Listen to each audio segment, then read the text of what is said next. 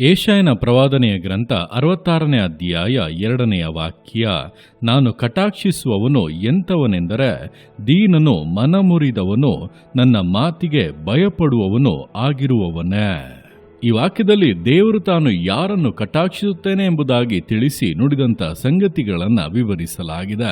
ನೋಡುವಂಥ ಸಮಯದಲ್ಲಿ ನಮ್ಮ ಪ್ರತಿಯೊಬ್ಬೊಬ್ಬರಿಗೂ ಕೂಡ ದೇವರ ಕಟಾಕ್ಷ ಎಂಬುವಂಥದ್ದು ಬಹಳ ಪ್ರಾಮುಖ್ಯವಾದದ್ದು. ಆತನು ಕಟಾಕ್ಷಿಸಿದರೆ ಮಾತ್ರವೇ ನಾವು ಜೀವಿತದಲ್ಲಿ ಆರೋಗ್ಯವಾಗಿ, ಸುಖವಾಗಿ, ಆಶೀರ್ವಾದವಾಗಿ, ಸಮೃದ್ಧಿಯಿಂದ ಜೀವಿಸೋದಕ್ಕೆ ಸಾಧ್ಯ. ನಮ್ಮ ಕಾರ್ಯಗಳು ಸಫಲವಾಗುವುದಕ್ಕೆ ಸಾಧ್ಯ. ಹಾಗಾದರೆ ಕಟಾಕ್ಷ ಅಂದರೆ ಏನು ಅನ್ನುವಾಗ, ದೇವರು ನಮ್ಮ ಮೇಲೆ ಪ್ರೀತಿಯನ್ನ ಇಟ್ಟು, ಕರುಣೆಯನ್ನ ಇಟ್ಟು, ನಿನಗೋಸ್ಕರ ನಾನು ಏನನ್ನು ಬೇಕಾದರೂ ಮಾಡುತ್ತೇನೆ, ನಿನ್ನ ಜೀವಿತದ ಹಿತಕ್ಕೋಸ್ಕರ, ನಿನ್ನ ಆಶೀರ್ವಾದಕ್ಕೋಸ್ಕರ, ನಿನ್ನ ಸಂತೋಷಕ್ಕೋಸ್ಕರ ನಾನು ನನ್ನ ಮಹಿಮೆಯನ್ನು ತೋರ್ಪಡಿಸುತ್ತೇನೆ, ನಿನಗೋಸ್ಕರವೇ ನಾನು ಅದ್ಭುತ ಕಾರ್ಯಗಳನ್ನು ಮಾಡುತ್ತೇನೆಂಬುದಾಗಿ ದೇವರು ಯಾವಾಗ ಅಂದುಕೊಳ್ಳುತ್ತಾರೋ ಅದುವೇ ದೇವರ ನಮ್ಮ ಮೇಲೆ ತೋರುವಂತ ಕಟಾಕ್ಷವಾಗಿದೆ. ಹಾಗಾದರೆ ಈ ಕಟಾಕ್ಷವನ್ನು ಹೊಂದುವುದಕ್ಕೆ ನಾವು ಏನು ಮಾಡಬೇಕು ಅಂದರೆ, ದೇವರೇ ಹೇಳುತ್ತಿದ್ದಾರೆ, ನಾನು ಕಟಾಕ್ಷಿಸುವವನು ಎಂಥವನೆಂದರೆ, ದೀನನು ಮನಮುರಿದವನು, ನನ್ನ ಮಾತಿಗೆ ಭಯಪಡುವವನು ಆಗಿರುವವನೇ ಎಂಬುದಾಗಿ.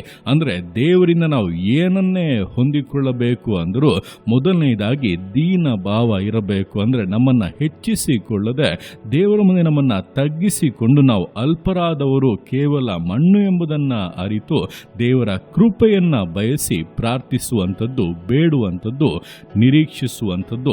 ಆ ರೀತಿಯಾಗಿ ದೇವರನ್ನ ಉನ್ನತ ಸ್ಥಾನದಲ್ಲಿಟ್ಟು ನಮ್ಮನ್ನು ತಗ್ಗಿಸಿಕೊಂಡು ನಾವು ಯಾವಾಗ ಬೇಡುತ್ತೇವೋ ಆಗ ಅದು ದೇವರ ಕಟಾಕ್ಷಕ್ಕೆ ಕಾರಣವಾಗುತ್ತದೆ. ಹಾಗೆ ಮನಮುರಿದವರು ಅಂದರೆ ನಾವು ಯಾವ ಕಾರ್ಯಕ್ಕಾಗಿ ದೇವರ ಮುಂದೆ ಬೇಡುತ್ತಾ ಇದ್ದೇವೋ ಆ ಕಾರ್ಯದ ವಿಷಯವಾಗಿ ನಮ್ಮ ಹೃದಯವು ಮುರಿಯಲ್ಪಟ್ಟಿರಬೇಕು. ಇದು ಬೇಕೇ ಬೇಕು, ದೇವರಿದು ನನಗೆ ಅವಶ್ಯವಾಗಿದೆ, ನನ್ನ ಜೀವಿತದಲ್ಲಿ ಇದನ್ನು ನೆರವೇರಿಸಿ ಎಂಬುದಾಗಿ ಅಂತಹ ಒಂದು ಆಸಕ್ತಿ ನಮ್ಮ ಹೃದಯದಲ್ಲಿರುವುದಾದರೆ ದೇವರದನ್ನು ಗಮನಿಸುತ್ತಾರೆ. ಸುಮ್ಮನೆ ನಾವು ಕೇಳಿ ನೋಡೋಣ, ದೇವರು ಮಾಡುವುದಾದರೆ ಮಾಡಲಿ, ಈಗ ಮಾಡಲಿಲ್ಲ ಯಾವಾಗಾದರೂ ಮಾಡಲಿ ಎಂಬುದಾಗಿ ನಾವು ಅಂದುಕೊಳ್ಳುವುದಾದರೆ ಅಲ್ಲಿ ದೇವರ ಕಟಾಕ್ಷವು ನಮಗೆ ದೊರಕುವುದೇ ಇಲ್ಲ. ನಾವು ಬೇಡುವಂತ ವಿಷಯದಲ್ಲಿ ನಮ್ಮ ಹೃದಯವು ಮುರಿಯಲ್ಪಟ್ಟಿರಬೇಕು. ಅಂದರೆ ಅಷ್ಟರ ಮಟ್ಟಿಗಿನ ಒಂದು ಆಸಕ್ತಿಯನ್ನ ನಾವು ತೋರಬೇಕು.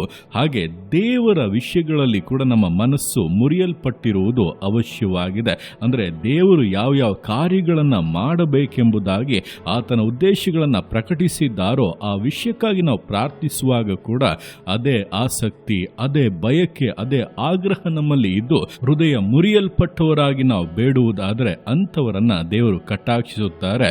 ಹಾಗೆ ಕೊನೆಯದಾಗಿ ನನ್ನ ಮಾತಿಗೆ ಭಯಪಡುವಂಥವರು, ಅಂದರೆ ದೇವರೊಂದು ಮಾತನ್ನ ಹೇಳಿದರೆ ಅದನ್ನು ಅಪ್ಪಣೆಯಾಗಿ ಸ್ವೀಕರಿಸಿಕೊಂಡು ಅದಕ್ಕಾಗಿ ತ್ವರೆಪಟ್ಟು ಕಾರ್ಯಗಳನ್ನು ಮಾಡುವಂಥವರು. ಕೆಲವರು ದೇವರವರೊಟ್ಟಿಗೆ ಮಾತನಾಡಲು ಆರಂಭಿಸಿ ನಂತರ ಅದನ್ನು ಅಸಡ್ಡೆ ಮಾಡಿರುವುದರಿಂದ ಅಥವಾ ನೆರವೇರಿಸೋದಕ್ಕೆ ಬಹಳ ವಿಳಂಬ ಮಾಡಿರುವುದರಿಂದ ಅಥವಾ ನೆರವೇರಿಸೋದಕ್ಕೆ ಮನಸ್ಸೇ ಇಲ್ಲದೆ ತಮ್ಮ ಇಷ್ಟ ಬಂದ ಹಾಗೆ ಕಾರ್ಯಗಳನ್ನು ಮಾಡಿರುವುದರಿಂದಲೇ ದೇವರ ಕಟಾಕ್ಷವನ್ನು ಮುಂದುವರೆದು ಆತನು ಮಾತನಾಡುವುದನ್ನು ಕಳೆದುಕೊಂಡಿದ್ದಾರೆ. ಒಂದು ವೇಳೆ ನಿಮ್ಮ ಜೀವಿತ ಆ ರೀತಿಯಾಗಿರುವುದಾದರೆ ಈ ದಿವಸ ಹಿಂತಿರುಗಿ ಬನ್ನಿ. ದೇವರೇ, ನನ್ನನ್ನು ಕ್ಷಮಿಸಿ, ನಾನು ನಿಮ್ಮ ಮಾತಿಗೆ ಭಯಪಡುವವನಾಗಿ, ನೀವು ಹೇಳಿದ್ದನ್ನು ಕೇಳಿ ಅನುಸರಿಸದನ್ನು ತ್ವರೆಪಟ್ಟು ಮಾಡುವವನಾಗಿ ಇರುತ್ತೇನೆಂಬುದಾಗಿ ನೀವು ಸಮರ್ಪಿಸುವುದಾದರೆ ನಿಶ್ಚಯವಾಗಿ ದಿವಸ ಮೊದಲುಗೊಂಡು ದೇವರ ಕಟಾಕ್ಷವು ನಿಮ್ಮ ಜೀವಿತಗಳಲ್ಲಿ ಉಂಟಾಗುವುದನ್ನು, ಆತ ನಡೆಸುವಂಥ ವಿಶೇಷವಾದ ಮಾರ್ಗಗಳಲ್ಲಿ ನೀವು ಮುನ್ನಡೆಯುವುದನ್ನು, ಆತನ ಮಹಿಮೆ ತೇಜಸ್ಸನ್ನು ಕಂಡು ಹರ್ಷಿಸುವುದನ್ನು ನಿಶ್ಚಯವಾಗಿ ಅನುಭವಿಸಲಿದ್ದೀರಾ. ನಿಮ್ಮ ಜೀವಿತದ ಅವಸ್ಥೆಯೇ ಬದಲಾಗಲಿದೆ. ದೇವರು ನಿಮ್ಮ ಮೇಲೆ ಕಟಾಕ್ಷವನ್ನು ಇಟ್ಟು ನಿಮಗೋಸ್ಕರ ಕಾರ್ಯಗಳನ್ನು ಮಾಡುವುದಕ್ಕೆ, ನಿಮ್ಮ ಹಿತಕ್ಕಾಗಿ, ನಿಮ್ಮ ಆಶೀರ್ವಾದಕ್ಕಾಗಿ, ನಿಮ್ಮ ಸಂತೋಷಕ್ಕಾಗಿ ಎಲ್ಲವನ್ನು ಕೂಡ ಬದಲಾಯಿಸುವಂತೆ ಕಾರ್ಯಗಳು ನೆರವೇರಲಿದೆ. ನೀವು ದೇವರಿಗೆ ಹತ್ತಿರವಾಗುತ್ತೀರಾ. ಆತ ನಿಮ್ಮೊಂದಿಗೆ ಇದ್ದು ತನ್ನ ಉದ್ದೇಶಗಳನ್ನು ನೆರವೇರಿಸುತ್ತಾ ಮಹಿಮೆ ಪಡುತ್ತಾನೆ. ಆದ್ದರಿಂದ ದೇವರ ಮುಂದೆ ದೀನ ಮನಸ್ಸುಳ್ಳವರಾಗಿ, ಮನಮುರಿದವರಾಗಿ, ಆತನ ಮಾತಿಗೆ ಭಯಪಡುವವರಾಗಿ ದೇವರ ಕರಗಳಲ್ಲಿ ಸಮರ್ಪಿಸಿ ವಿಧೇಯತೆಯಿಂದ, ದೃಢತೆಯಿಂದ, ಸಮರ್ಪಣೆಯಿಂದ ವಿಶ್ವಾಸ ಜೀವಿತಗಳನ್ನು ಮುನ್ನಡೆಸೋಣ. ದೇವರ ಕರಗಳಲ್ಲಿ ಸಮರ್ಪಿಸಿ ಪ್ರಾರ್ಥಿಸೋಣ.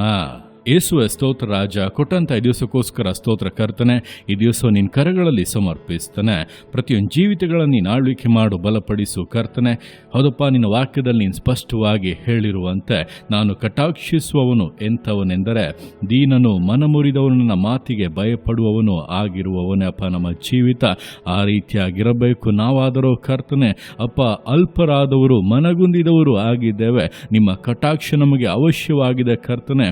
ದೀನ ಭಾವದಿಂದ ಅಪ್ಪ ಮನ ಮುರಿಯಲ್ಪಟ್ಟವರಾಗಿ ನಿಮ್ಮ ಮಾತಿಗೆ ಭಯಪಡುತ್ತೇವೆ ಎಂಬಂತ ತೀರ್ಮಾನವನ್ನು ಮಾಡಿಕೊಂಡು ಸಮರ್ಪಿಸಿ ಪ್ರಾರ್ಥಿಸ್ತಾ ಇರುವಂಥ ಪ್ರತಿಯೊಬ್ಬೊಬ್ಬರನ್ನು ನೀನು